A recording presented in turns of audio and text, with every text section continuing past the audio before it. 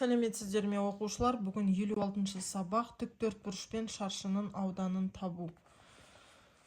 Бірінші есеп: бір парақ қағаз және бір түймені қақпақты қағаздан қиылған дөңгелекті ал.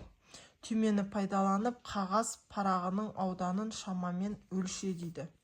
Яғни егер мынау біздің қағазымыз болса, түйменің көлемі осындай болса, пішіні, яғни көлемі де пішіні де. Енді бұл жерге бұндай түймеде нешеу сияды? Яғни біреу, екеу, үшеу, төртеу, яғни мынаумен бесеу болады. 5 түйме былай, және де 5 түйме тағы да, және де тағы да 5 түйме сияды екен. Сонда 3 қатардан былай бесеу, былай 3 қатар. Яғни былай 5 түйме, былай 3 түйме. Сонда ауданын есептегенде 5 түймені 3 түймеге көбейткенде 15 түйме шығады екен. Яғни ауданы 15 түйме болады. Келесі номер 2-ші есеп: тік төртбұрыштың периметрі мен ауданын есепте дейді. Яғни бұл жерде А тең бізде 8 сантиметр, Б тең 9 сантиметр. Бұның периметрі және ауданы белгісіз. Периметрі белгісіз және де ауданы белгісіз болып тұр. Яғни периметрін табатын формула ол А қосу Б көбейту 2. Ауданын табу үшін А көбейту Б деген формуланы қолданамыз. Енді осы екі формулаға салып көрейік. Яғни П тең жақша ішіне 8 сантиметр қосу 9 сантиметр. Оны көбейтеміз 2-ге. 17 сантиметр 2-ге көбейтсек 34 сантиметр болады екен. Енді ауданын есептейміз. Ауданын есептеу үшін А көбейту Б, яғни 8 сантиметрді көбейтеміз 9 сантиметрге, сонда 72 сантиметр квадрат болады. Яғни П тең 34 сымы С тең 72 сымы квадрат. Келесі. А тең 7 метр. Б тең 6 метр. Және де периметрін анықтау қажет, және де ауданын анықтау қажет. Және де периметрді табу үшін осы формуланы қолданамыз. Ауданды табу үшін осы формуланы қолданамыз. Периметрін анықтап алайық. Яғни жақша ішіне 7 метр қосу 6 метр. Оны көбейтеміз 2-ге. 13-ті 2-ге көбейтсек 26 сантиметр. Енді ауданын есептейміз. Яғни А көбейту Б деген формулаға саламыз. 7 сантиметрді көбейтеміз 6 сантиметрге. Бұл дегеніміз 42 сантиметр квадратқа тең. Жазып қойайық. Периметрі тең 26 сантиметр. Ауданы тең 42 сантиметр квадрат.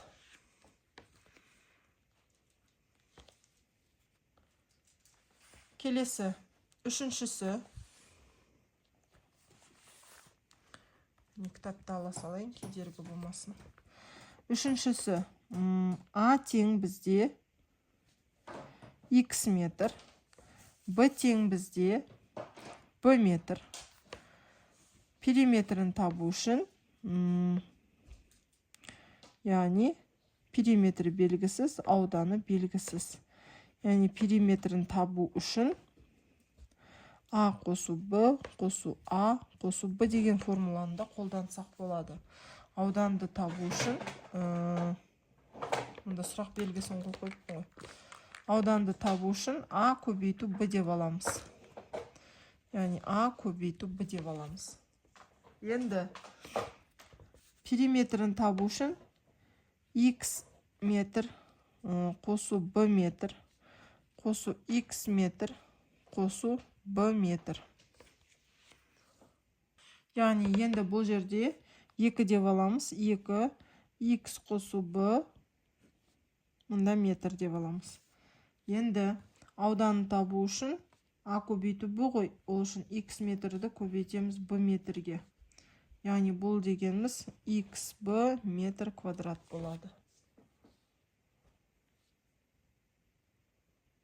Келесі Номер екінші есептің ә нұсқасы.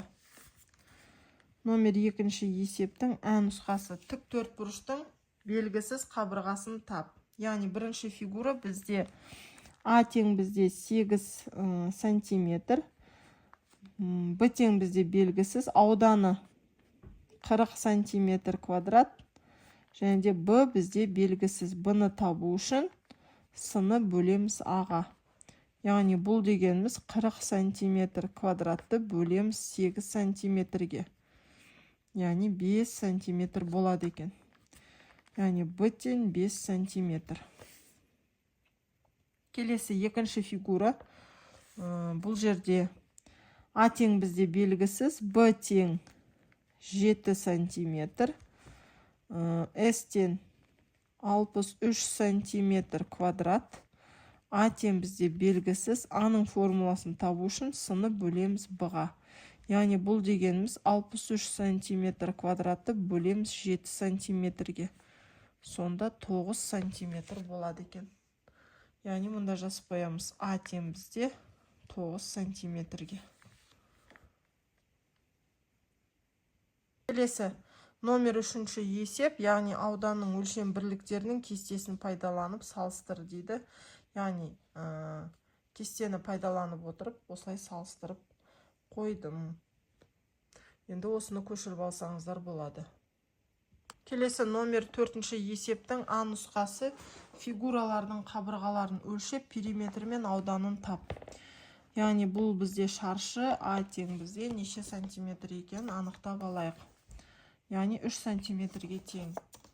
А тең бізде 3 сантиметр. Енді бұның периметрі мен ауданын табатын болсақ, 3 сантиметрді көбейтеміз, қосамыз 3 сантиметрге, қосамыз 3 сантиметрге, қосамыз 3 сантиметрге. Яғни бұл дегеніміз 6-12 сантиметр болады екен. Енді ауданын табу үшін 3 сантиметрді көбейтеміз 3 сантиметрге. Бұл дегеніміз 9 сантиметр квадратқа тең болады. Яғни П тең бізде. Бұнда жерде квадрат жоқ. Мен қателесіп қалыппын. Бұнда квадрат жоқ. П тең бізде 12 сантиметр. Аудан бізде 9 сантиметр квадрат. Келесі бізде екінші фигура бар. Екінші фигура яғни 6 сантиметр, бұлай 2 сантиметр. А тең бізде 6 сантиметр, Б тең бізде 2 сантиметр. Және де периметр мен ауданын есептейтін болсақ, периметр табу үшін А қосу Б көбейту 2 формуласы. Аудан табу үшін А көбейту Б дейміз. Яғни периметр табу үшін 6 сантиметр қосу 2 сантиметр көбейту 2 дейміз. 8 көбейту 2 16 сантиметрге тең.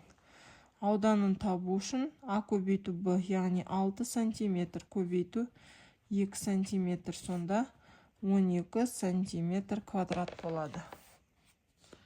Яғни П тең бізде 16 сантиметр, С тең бізде 12 сантиметр квадрат болады екен. Енді ә нұсқасы боялған бөліктерінің ауданын тап дейді. Ә нұсқасы, яғни мына жақта, мына фигуранкын бірден таба кетейік, себебі осы фигураның ауданын бірден таптық қой. Енді бұл яғни жарты бөлігі болып табылады ғой. Яғни 12 сантиметр болса ауданы, жалпы ауданы, жалпы ауданы 12 сантиметр квадрат болса, бұл яғни жарты бөлігі ғана боялып тұр. Сол себепті бітеміз 12 сантиметр квадратты бөлеміз 2-ге. Сонда боялған бөлігін ғана тапқан болып тұрмыз. 6 сантиметрге тең. С-тен 6 сантиметр. Бұл боялған бөлігі.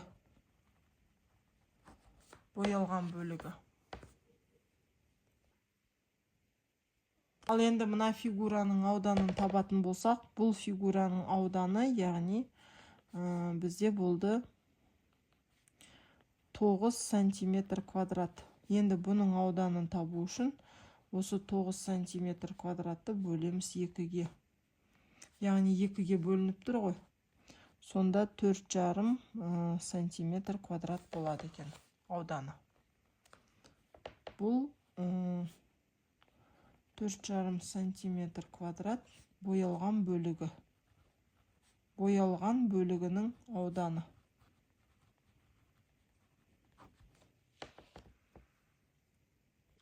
Келесі номер 5-ші есеп. Әрбір суретке дұрыс жауапты жаз дейді. Тік төртбұрыштың барлық ауданы, яғни бірінші суретке қарайтын болсақ, А нұсқасы, я. Бұл жерде бізде шаршы берілген 6 метрден. Яғни бұлай жазамыз. А тен бізде 6 метр. Бұның ауданын табу үшін 6 метрді көбейтеміз 6 метрге.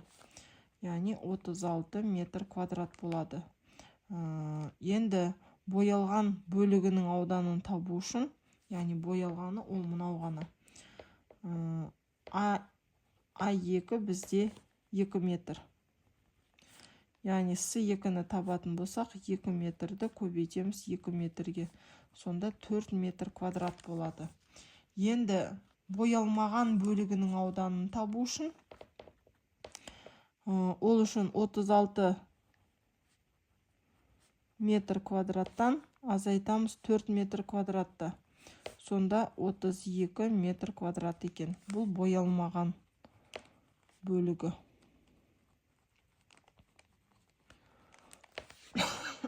Бұл боялмаған. Бұл боялған.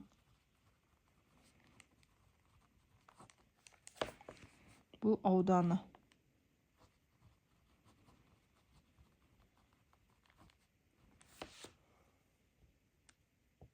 Келесі номер А нұсқасы. А нұсқасының тік төртбұрыштың барлық ауданы дейді. Яғни А тен бізде 6 метр, Б тен бізде 5 метр. Бұның ауданын табатын болсақ, 6 метрге көбейтеміз 5 метрді. Сонда 30 метр квадрат болады екен. Енді боялған бөлігі. Яғни А2 бізде 3 метр, Б2 бізде 2 метр. Ауданын табатын болсақ, А2 көбейту Б2. Бұл дегеніміз 3-ке 2-ні көбейту, 3 көбейту 2, сонда 6 метр квадрат болады. 6 метр квадрат. Енді боялмаған бөлігін табатын болсақ, онда бұлай жазамыз. С-тен 30 метр квадрат азайту 6 метр квадрат, сонда 24 метр квадратқа шығады. Бұл боялмаған. Боялмаған бөлігінің ауданы. Келесі 3-ші фигура. Яғни Б нұсқасы. Бұл жерде А тен бізде 8 метр, Б тен бізде 6 метр. Аудан табу үшін 8 метр көбейтеміз 6 метрге. Бұл дегеніміз 48 метр квадрат болады екен. Енді А2 боялған бөлігін табатын болсақ 4 метр. Және де Б тен 3 метр. Бұның ауданын табатын болсақ 4 метрді көбейтеміз 3 метрге. Яғни бұл дегеніміз, жоқ бұл жерге. Не үшін мен квадрат жазып қайта-қайта шатасып жатырмын? Енді 4-ке 3-ті көбейтсек 12 метр квадрат болады екен. Енді боялмаған бөлігін табу үшін 48 метр квадраттан азайтамыз 12-ні. Яғни бұл дегеніміз 36 метр квадратқа тең екен. Бұл боялмаған бөлігі. Боялмаған бөлігінің ауданы. Боялмаған бөлігінің ауданы болып табылады.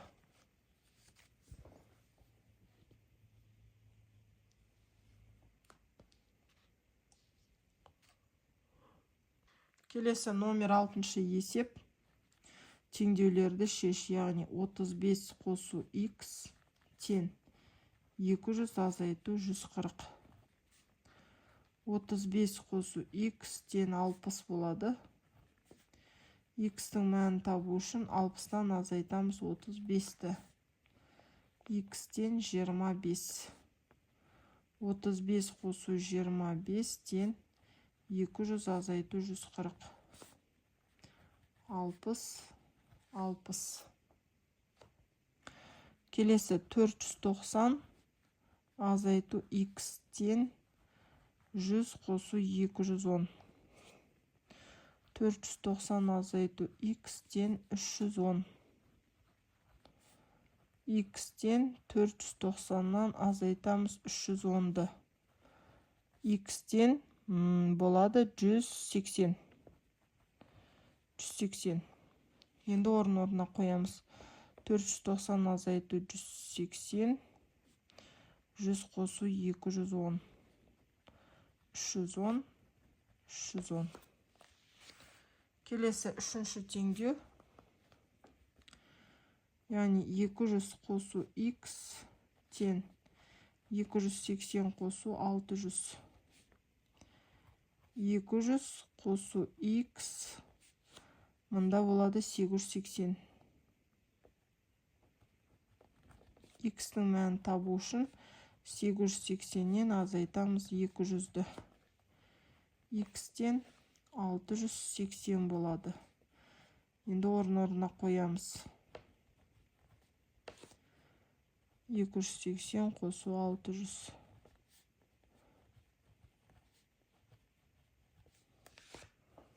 Келесі төртінші теңдеу. Мұнда жазайық, яғни A азайту 47 қосу 33 тең 310 қосу 210. Яғни A азайту 47-ге 33-ті қоссақ 80 болады. 70-80 болады. Енді 310-ға 210-ды қоссақ 520 болады екен. 520. Енді A тең A-ны табамыз, яғни 520-ға қосамыз 80-ді. A тең бізде 600-ге. Енді орнына қоямыз. 600 азайту 47 қосу 33 тең 310 қосу 210. Яғни 520 деп жазамыз.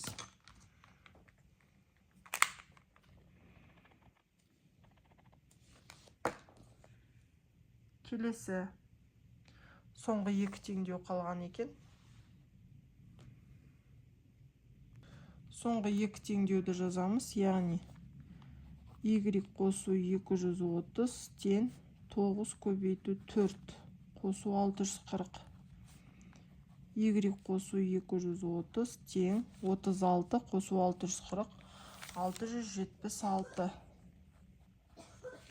Енді y-тің мәнін табамыз, яғни 676 азайту 230. Y-тен 446. Енді орнына қоямыз. 446 қосу 230.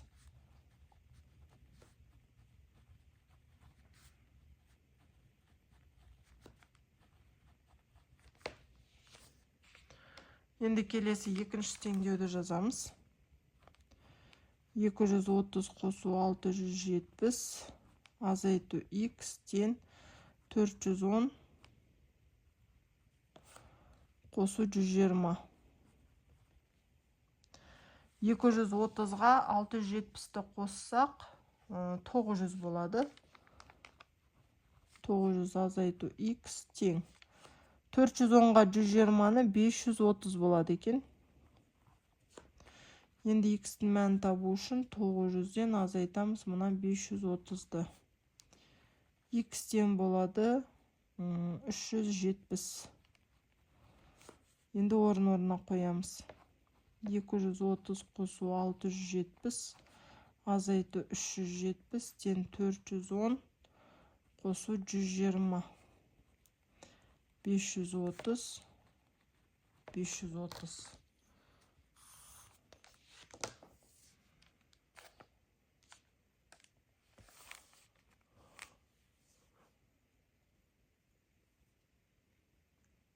Келесі номер 7-ші есеп.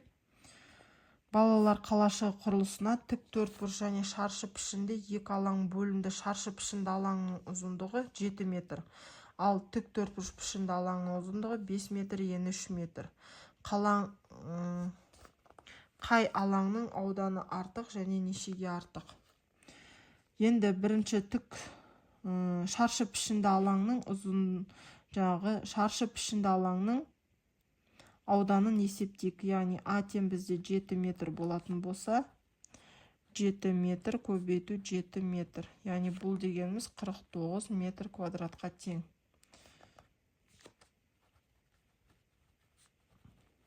Енді екіншісі бізде А тең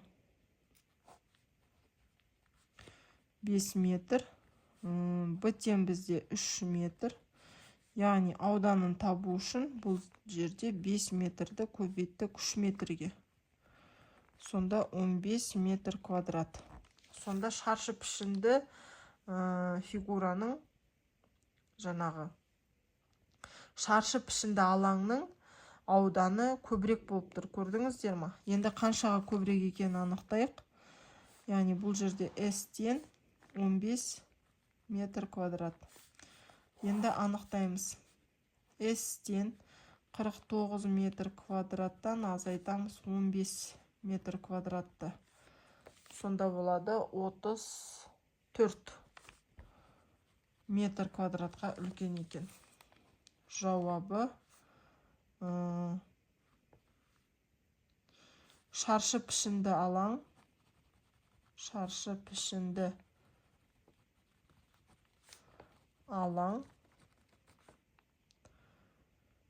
алаңның ауданы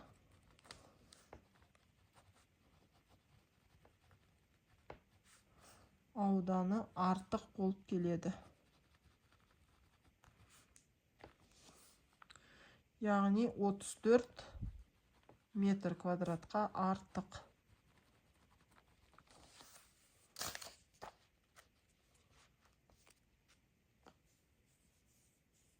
Келесі 7-ші есептің А нұсқасы жылы жайдағы қызанақ отырғызу үшін бөлінген жердің ауданы 18 метр квадрат дейді. 18 метр квадрат екен. Жердің ұзындығы мен ені қанша болуы мүмкін? Мүмкін нұсқаны жазаймыз. А тең бізде 6 сантиметр, Б тең бізде 3 сантиметр болуы мүмкін. Сол кезде ауданын табатын болсақ, 6-ға 3-ті көбейтсек, 18 сантиметр квадрат болады. Немесе